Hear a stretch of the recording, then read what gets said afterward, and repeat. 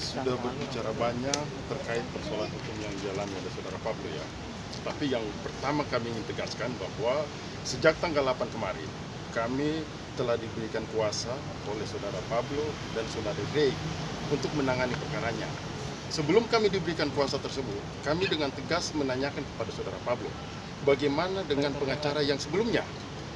Dijawab oleh saudara Pablo dan saudara Rey, terhadap pengacara yang sebelumnya, mereka sudah melakukan pencabutan kuasa.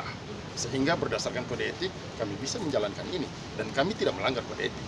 Itu yang pertama saya mau sampaikan. Selanjutnya, bahwa terkait perkara saudara Pablo sama saudara Rey. Yang pertama saudara Rey. Saudara Rey ini adalah hanya sebatas yang pihak yang mewawancarai. Sama seperti kalian. Ya kan? Kemudian wawancara saudara Rey ini bukan kali pertama saja.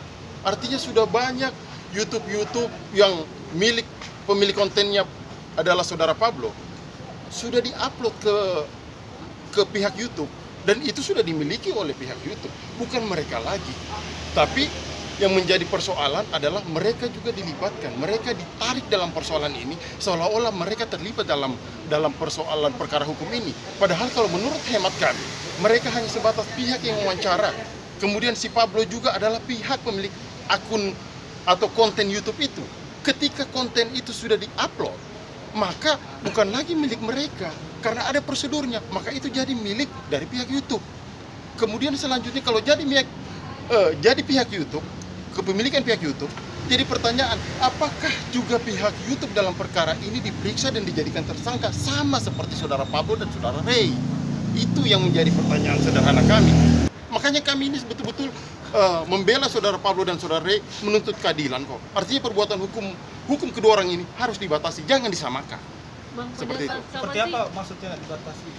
Iya, artinya dibatasi bahwa mereka ini tidak pernah berkata-kata yang di luar dari norma, melanggar norma. Kita tidak mengatakan bahwa itu melanggar hukum ya, melanggar norma lah.